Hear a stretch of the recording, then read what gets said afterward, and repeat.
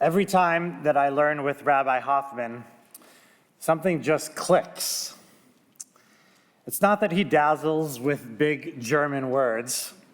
As he's reminded us time and time again, that's not the source of profundity. It's that he reveals things in a new light. He brings new insights that make you think not just well said, but yeah, that's right. I first felt this in ritual studies, a class which shaped everything else I learned in rabbinical school. On day one, Rabbi Hoffman handed out a sheet of quotes from modern thinkers, which I still have. And as he walked us through them, showing how modernity reshaped our worldview, I thought, that's right. And that feeling hasn't changed. Just recently, maybe about a year ago, I was sitting in my office, and as sometimes occurs in the Temple Micah office, actually fairly regularly, I hear coming from Rabbi Zembel's office, oh my God, oh my God, oh my, oh my, oh my, oh my. Which means he probably got an email that, we all are curious about. So we came out, we gathered around, and he said, you have to hear what Larry just wrote. And he read me this sentence. He said, Larry wrote this: Reform Judaism isn't doing what our ancestors did. It's doing what our ancestors would have done were they alive right now. And again, I thought, not well said, but that's right. In one sentence, he captured something essential, a capital T truth, not just about Reform Judaism, but about what it means to be part of the Jewish conversation. That's what learning with Rabbi Hoffman is like. He doesn't just teach, he illuminates. He articulates what you've sensed, but never quite put into words. He makes the complex feel inevitable. Above all, Rabbi Hoffman is a rabbi's rabbi. He lifts our eyes to the deeper purpose behind our work. When we gather together for our Tisch alumni retreats, he helps us see not just what we do, but why it matters. And I'll add, he consistently speaks in a register that does justice to the unfolding story of humankind.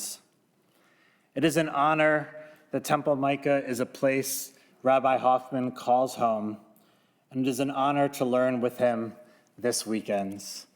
Welcome, Rabbi Hoffman.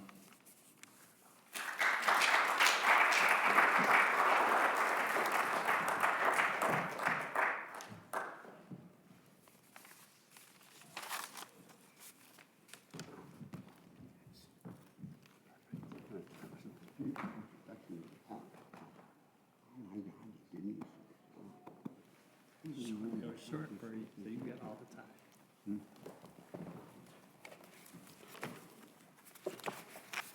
Wow, what an introduction. I want to hear from that guy.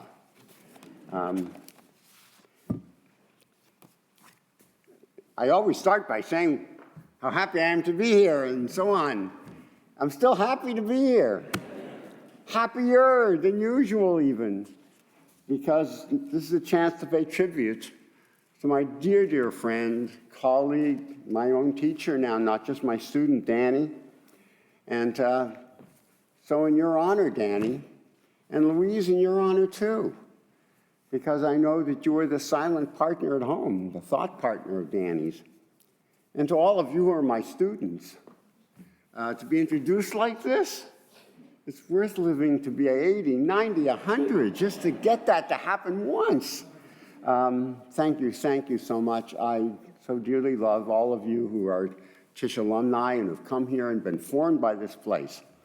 And to many friends here who I already know and other friends who I will meet.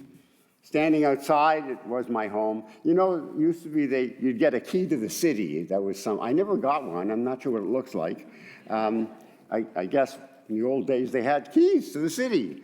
But I feel like I have a key to Temple Micah, Like, this is my place, and I'm an honorary member, and I can't think of a better place to be. What a service. What a service. And thank you then just for inviting me. Well, I wasn't quite sure what to do, because when they said, oh, you'll come again, I said, well, I don't think I have anything new to say. I mean, every time I have something to say, it goes to Temple Micah, one way or the other. And by now, you'll yawn and you'll see, yeah, we know all that, move on.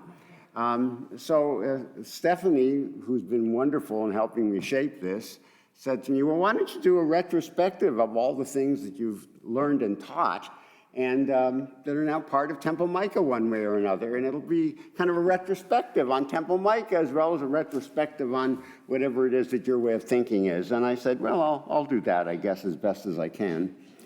And I did. And I think it actually adds up to something. Go figure. It's like, I mean, I think the whole is greater than the sum of the parts. And I'd like to think that there's a kind of consistent worldview here. So with your permission, I will do exactly that. And I'll add some personal things about how I was led to all of this, personal stories, and stories about how Danny was consistently a significant part of it all. So you'll see how our relationship, how our partnership developed as well.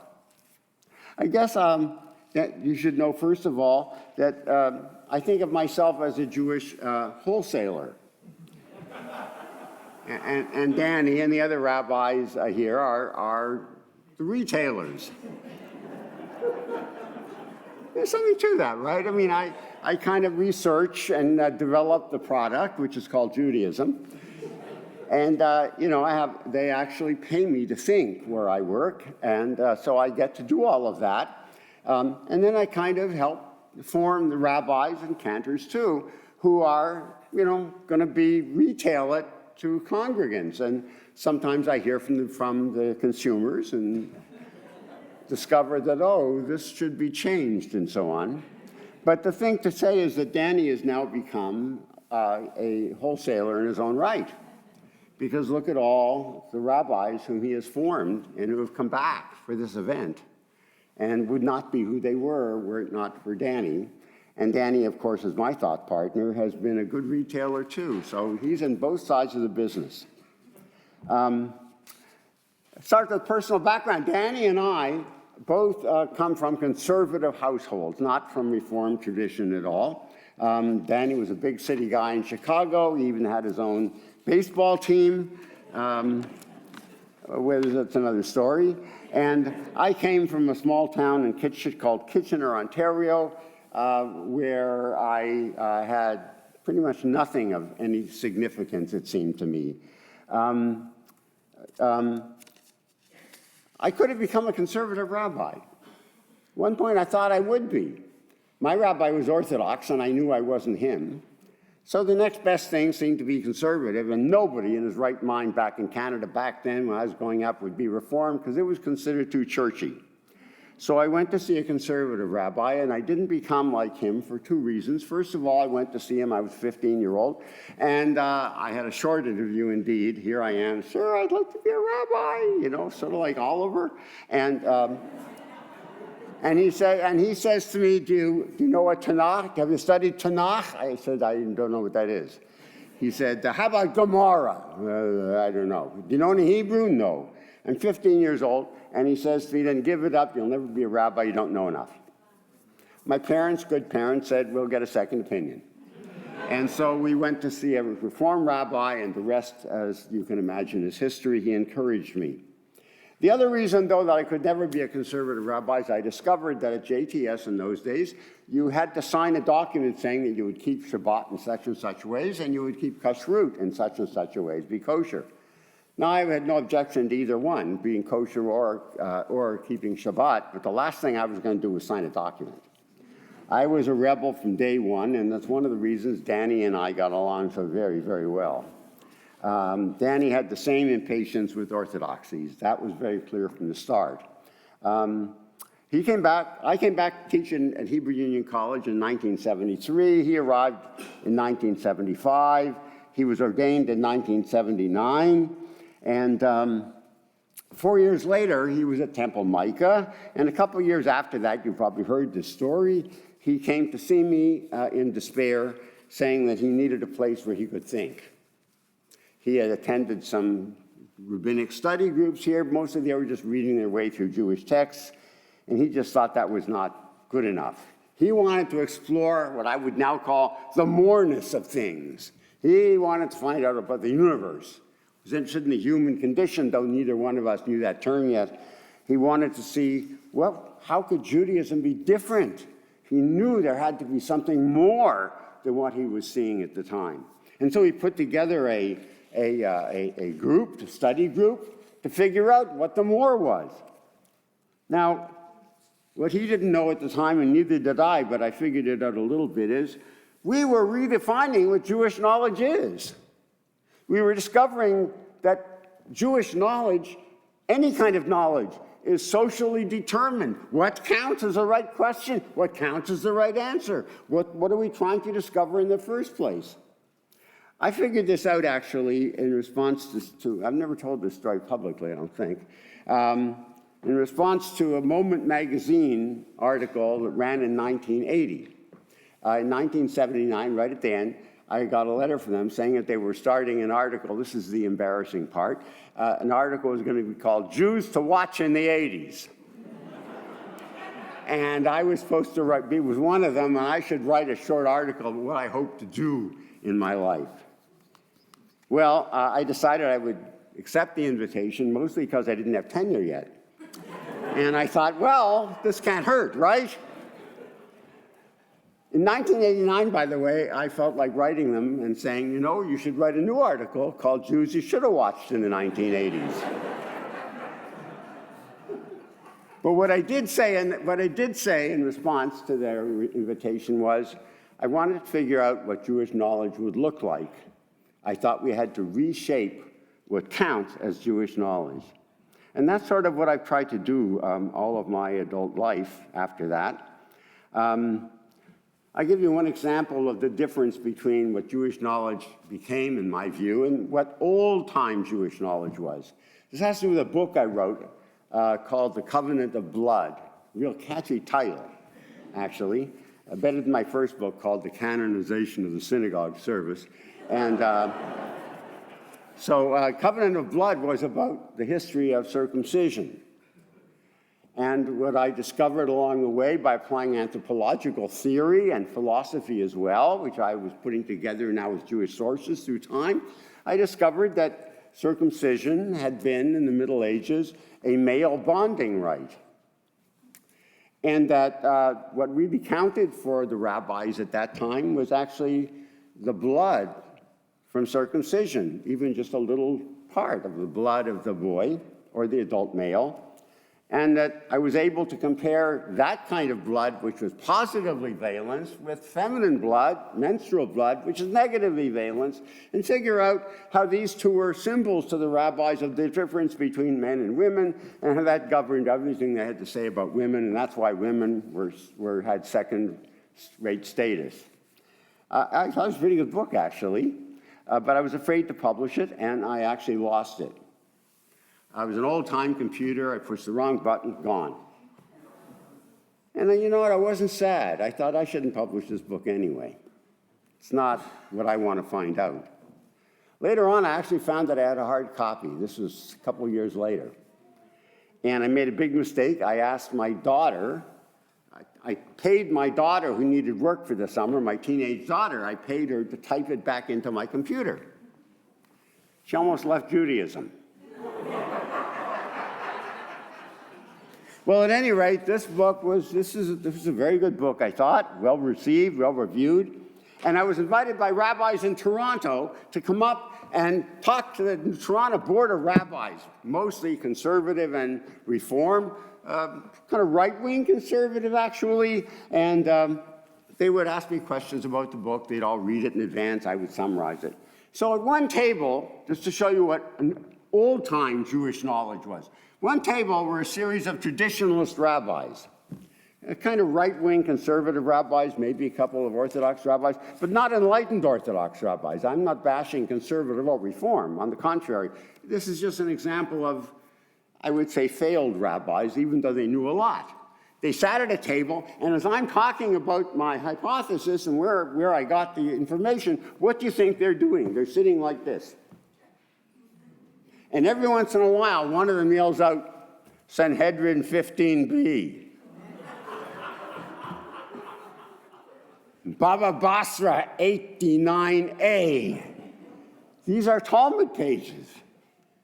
They came to figure out where I got my stuff, and they were demonstrating how smart they were because they could figure out the quotations. Or sometimes they were quoting things they wish I had had that would prove I was wrong. I'm not sure which exactly.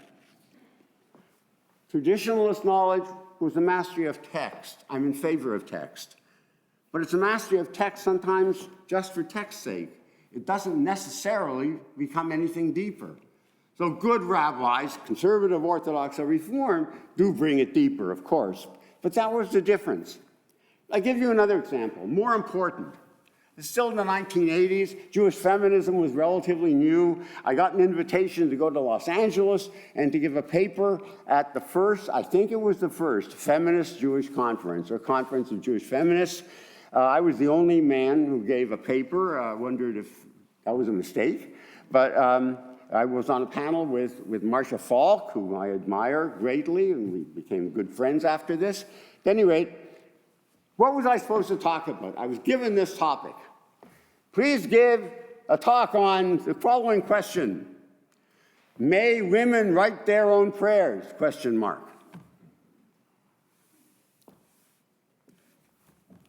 I thought it was the wrong question. The answer, according to the rabbis, is rather simple, no. That would be a short paper. So I said, when a question leads to an answer that you simply know is wrong for your condition and for the reality that is your lives, you got to ask a new question. That's how you redefine Jewish knowledge. So I said, how about the question, which should be, what are the circumstances of our time that give women not only the right but the obligation to write their own prayers? This was my first major contribution, I think, to Jewish thought in a way. And that was a new lesson. It was a paper that I wrote. I've never published it, I don't think, for some reason. Anyway, a lot of people read it. And it was called Limits, Truth, and Meaning. And basically, I decided that we human beings, the human condition, we need limits, we need truths, and we need meaning. These are the three things that keep us going. Judaism provides all three, as does every other great religion. But some religions specialize in one or the other, and that specialization can change from time to time. So the rabbis, way back when they started this thing we called Judaism, Rabbinic Judaism, they chose, as you know, limits. They wrote a Talmud. It was all about Jewish law. Their spirituality came out of Jewish law. It was the game, I called it, of limits. The Christian church, by contrast, which was Hellenized and learned philosophy, decided they would go the route of truths. And that's why they became interested, above all, in what are the philosophical truths of Christ and what are the three parts of God and how do they interact and all that sort of thing. Theology. Jews didn't do theology until the 19th century.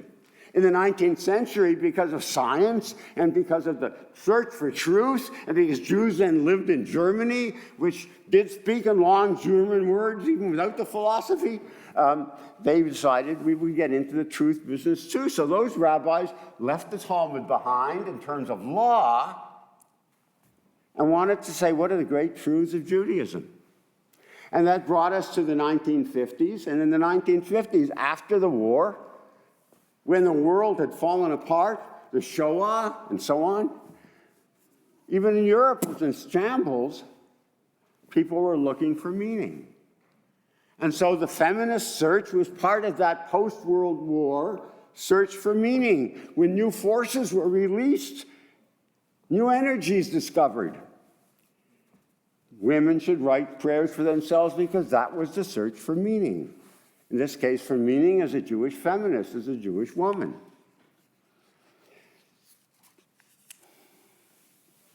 By then, I had fallen in love, as you can imagine, with Reform. Now, I respected the other denominations, as you have gathered so far, and I had come to the conclusion that nowadays everybody is a Jew by choice. That's a given already. But by back in the 1980s, that was becoming clear to me. More and more people were choosing Judaism from without, but even from within, Jews had to decide now whether they should be Jews or not, because for the first time, we could leave it behind and become just plain Americans. Nobody would know the difference. So why would someone choose Judaism, I thought? And I concluded that nobody chooses Judaism just by itself. They choose to be this kind of Jew, not that kind of Jew. I do that myself. If Judaism were to be the Judaism of the settlers on the West Bank or the ultra-Orthodox, I'd leave it. Fortunately, there's lots of different kinds of Judaism. So here in America, to build a wonderful diaspora community, we would need addresses all along the spectrum of Judaism, each of which would have to be strong, so that people who are attracted to this or that Judaism would join the right one. They would have options. That meant Reform Judaism had to be an option worth choosing, and it wasn't entirely clear back then that it was. In its favor, it had discovered prophetic Judaism in the 1890s. In its favor, Reform rabbis were among those who supported unions when the unions were being bashed at the turn of the 20th century. In its favor, Reform rabbis were very involved, and Reform lay people, for that matter, in the civil rights movement. There was a lot to be said for it, to be sure. On the other hand, back then, especially up till the 1980 or so, to be Reform was just to be as orthodox as orthodoxy, which is a different kind of orthodox. In the Orthodox shul across the road, I had to wear a kippah, a yarmulke. Across the road in the Reform synagogue, I wasn't allowed to. What's the difference? They're both orthodoxies. And it was classical Reform. Now, I don't know how many people even know what that is.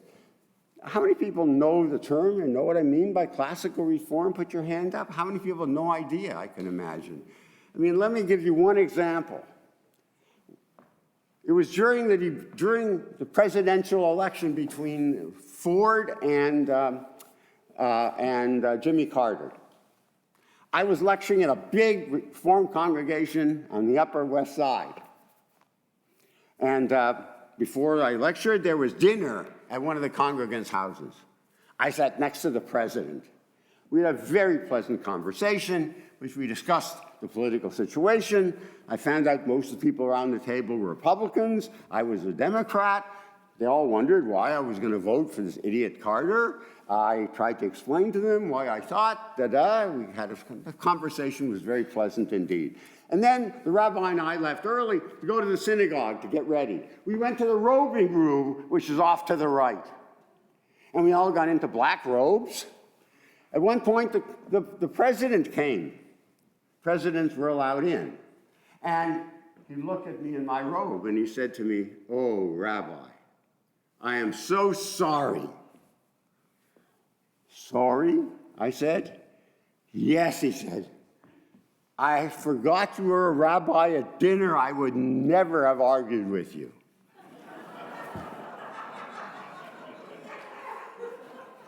I know some rabbis will say, them were the days. But think of it, of the social gap between rabbis and congregants. And then the rabbi explained to me, in a minute a light will go on here, and that will indicate that the cantor, who has his own robing room on the other side, is ready. Then we press this button, and a light goes on in his room. Then we count to 3, and we march out of our rooms together. Follow me. So, light, 1, 2, 3. Doors open, we walk in, like this, wearing robes. Now you won't believe it. As we approach the ark mysteriously opens. And the organ begins to play. And everyone rises. And we bow in front of the ark. Turn around. Let people sit. The ark closes. I mean, that was majesty from on high. it wasn't all bad. There's a room for majesty. But I'm not quite sure how that touched people's lives. And there was now a need to change all of that. And so as I began to think about it, I realized, hey, I should do the changing. Why not? I actually was trained to be a liturgist. Liturgy is a word normal people never encounter. A liturgist, unless of course you do Wordle, or if you do the spelling bee in the New York Times. Guess what the secret word was last week? Yes, I got emails from everybody saying, hey, liturgist is the word in the spelling bee. I would have preferred a headline, but that's all right. I'll settle for a spelling bee. Anyway, I realized that the way to change worship was think differently about what liturgy is. I was trained to think that liturgy was a text that you studied. And the whole point was to figure out how old the prayers were and then to track them through time. And ultimately, we'd have a history of every single prayer in the prayer book. I was pretty good at it. I kind of liked it, actually. Probably another 12 people read what I wrote, and they liked it too. And I began to wonder, what was the point of this? Now, there's always a point of free study. I mean, that's what scholars do. Why do they study something? It's like, why do you climb the mountain? Because it's there. I'm not opposed to it. But I realized that suddenly the prayer book wasn't a book. Aha! It just looks like a book because it has covers. Nobody goes on a vacation to the beach and says, I think I'll buy a new prayer book to read. So if it's not a book, what is it? It's a script. It's a script for the sacred drama of the Jewish people. The prayer book is our diary through time. It's our story. And when it gets played out in what we call worship services, that's us telling our story of the centuries to ourselves and to one another. And every time we do it, we add our own prayers, and we do it in such a way that we are writing our own addendum to that diary of the Jewish people. That meant that it had to come alive. And so I began thinking, liturgy should be changed to the study of worship. And that's why when Danny had this study group of mine, and in fact, Josh referred to the course called Ritual Studies. That's why we were teaching it. As I learned it, it didn't exist actually, but some Protestant and Catholic colleagues who felt the same way about their churches, we were discovering this together and building it up until it got called something called Ritual Studies. And the whole idea was to put together wisdom of the world, anthropology, psychology, philosophy, drama, music, and figure out how that script for the Jewish story could come alive. And here you have it tonight. I cannot think of a better example. How did that happen? It happened because Danny, and then later on, all of the rest of your clergy were part of that learning group in which we discovered that we had to change things. Danny earlier than everybody else. So out of it all, it became clear to me that there was another truth. Liturgy is about worship. Worship is about playing out the Jewish script of the centuries, the diary of the Jewish people. It tells truths in different ways. It tells truths like through art. It's an artistic kind of truth-telling. And the whole point of it is identity formation. It occurred to me suddenly that we live in an era of identity anxiety. Already that was becoming clear 30, 40 years ago. Who are we? Big question for Jews was, why be Jewish altogether?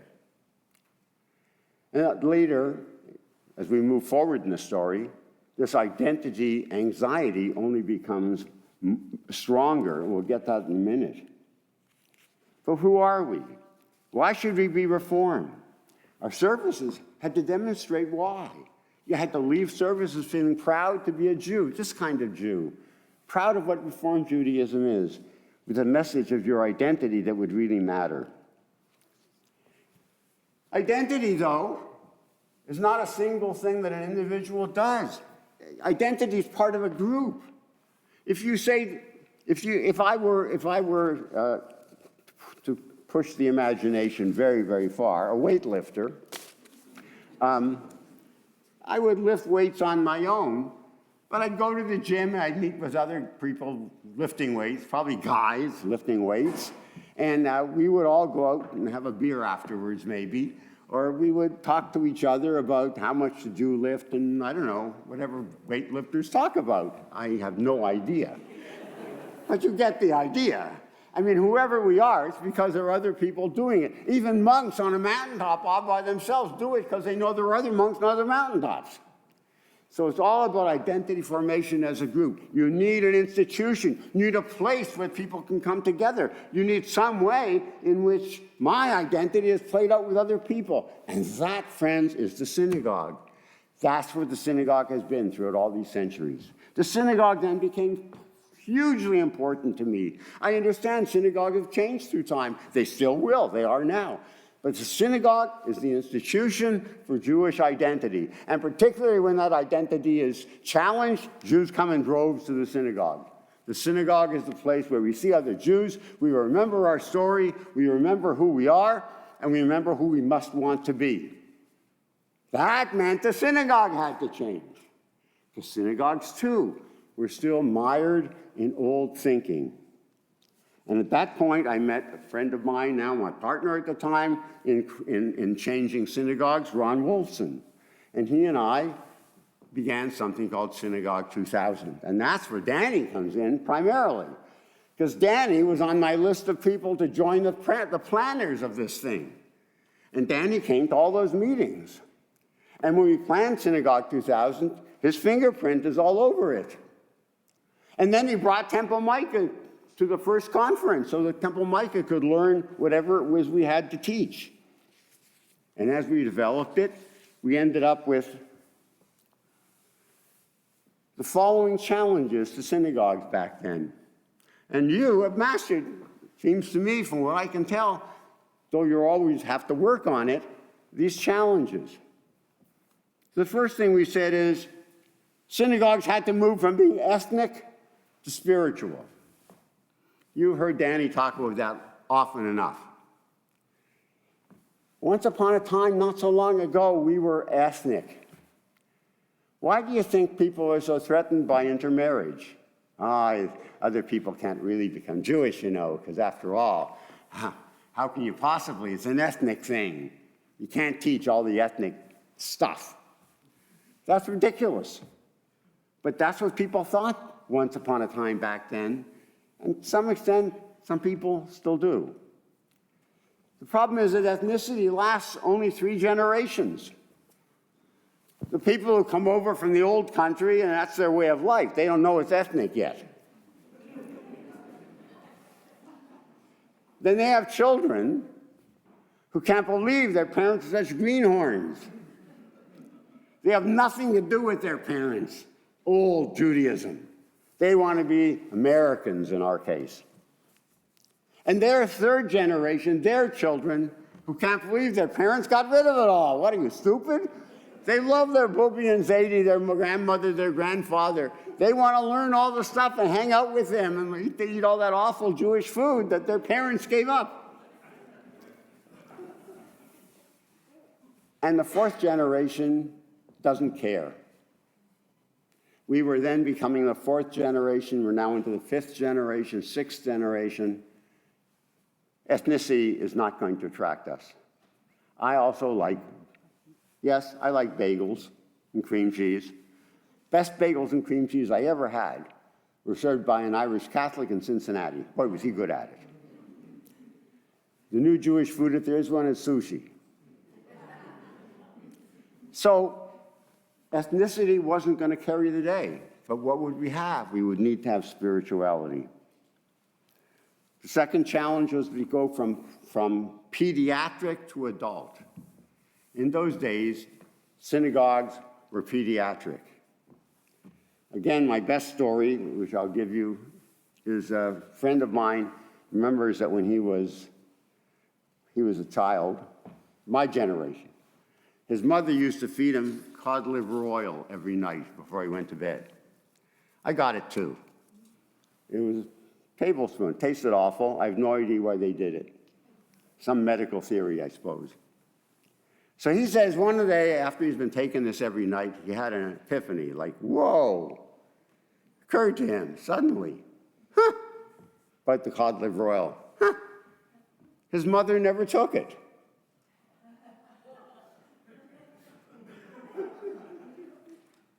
Do you know that was like Judaism of the time? The parents didn't take it. They dropped their kids off. And there was nothing to attract adults. How could you have a synagogue then that was for adults? And that's what you have here. The next challenge was, the third one really, was to go from corporate to community. Synagogues had been so corporatized over time. The most important thing was the committees and keeping the committees going, and people forgot why they had the committees anyway, and it turned out they probably didn't need them altogether. So maybe you needed one committee or two, but there were other ways for people to get together and plan things, and Micah figured that out. And so instead, you would become a community. But what kind of community would it be? See, community was a magic word back then. Community, I'm looking for community. What kind of community, though? An academic community? Where you give papers and other people give papers to show that you're wrong? A therapeutic community? That's a good idea. Kind of a feel-good group that we help each other. I'm all in favor of that. But is that what synagogues would be? No. Synagogues had become limited liability communities. Communities where people joined for a fee and had a list of things that their fee went for. Usually this list read something like bar mitzvah, bat mitzvah. Rabbi on call, just in case. High holiday tickets. And then by the time their kids graduated from bar bat mitzvah, and they weren't sick and they didn't think they would get sick for a while, so they didn't need the insurance. And they could get tickets anyway, come to think of it. They did a cost-benefit analysis and they left. To some extent, that is still a problem. But what if we were a different kind of community? And I went back and forth on what kind of community it would be. And at one point, Danny said to me, you know what you said once? He said, I love it. And then he expounded on it. He said, it's a community of profundity. And when he said it, it sounded good. And so I said, yeah, but what's profundity? I mean, it's not German sentences with Greek footnotes. So as we talked, it came clear. Profundity is where our lives are at stake. It's where we know there has to be more. Remember that search for moreness? And Danny and I we read books together, and we'd read a book called, in fact, something like The Awareness of Something Missing by German philosopher Jürgen Habermas. I know he's cited it many times. So I borrowed that from him, and I decided, yes, that's what profundity is. It's what fills the gap of what's missing. It's about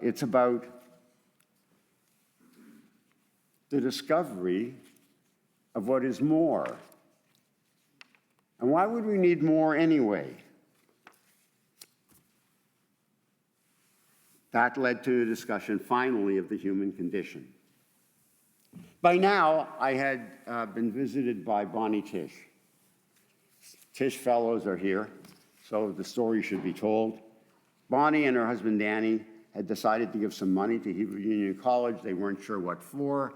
I never was much of a fundraiser and wasn't looking for any money myself for anything. So I said, well, you know, I think there's something missing from Hebrew Union College curriculum. This kind of thinking about the human condition, about whatever terms I used. And I said, it would be good if you could do something about that. And apparently they gave money. And at one point, the president said that he had this money from the Tishes and he didn't know what it was for, but maybe I could take charge of the group. This was clearly the hand of God. And I said, oh, I know what it's for. And so I began directing the group, and that's continued to this day. We now have about 70 alumni, and many of them are who they are because they were mentored by Danny in this congregation. I say in this congregation, but I also say and this congregation, because they came back alive to what this place had become, and with the realization that there could be more. There could be more to synagogue life. So I began talking then about the human condition, which you know, the human project. My definition of religion you know by now too. Danny has used it. So we had a discussion last night, and Danny has suggested altering it. I think it is a good idea. I say that religion is a practice of speaking in a register that does justice to the totality of the human condition. He wants me to say, instead of does justice to, he wants me to say adds dignity to the human condition. And that's not a bad idea. I'm still working on it, as is he. And then, too, finally, I came back to my old discovery. We really do live, you know, in an age of identity anxiety. Because we are now so many things. I gave this talk last year, the year before. If you were here, you heard it. So I won't go through it all now. But we are all now curators of multiple identities. Being Jewish is now in competition with 20 other things that we might be. So the question is, how then can we curate Judaism, and where does it get curated? And the answer is, it gets curated here in synagogues, where the Jewish conversation takes place. That is what synagogues do today. Yes, on the bima here, with great services and music like we heard tonight, that becomes our story played out. And there are truths that are artistic that come out of that. But in addition, this is a place where adults, not just kids, discuss Judaism, trying to find what new Jewish truths are. So in sum,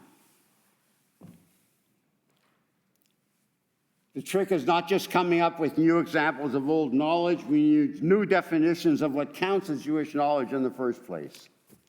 We have passed through the ages of limits and truth, and we are, even though we still need both, but now we are in the age of looking for what is meaningful.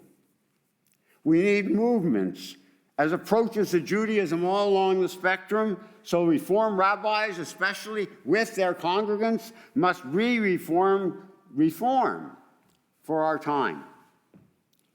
The prayer book is a script for the sacred drama of worship, which is reenacted in every age as a means of communal identity formation. Identity is primary.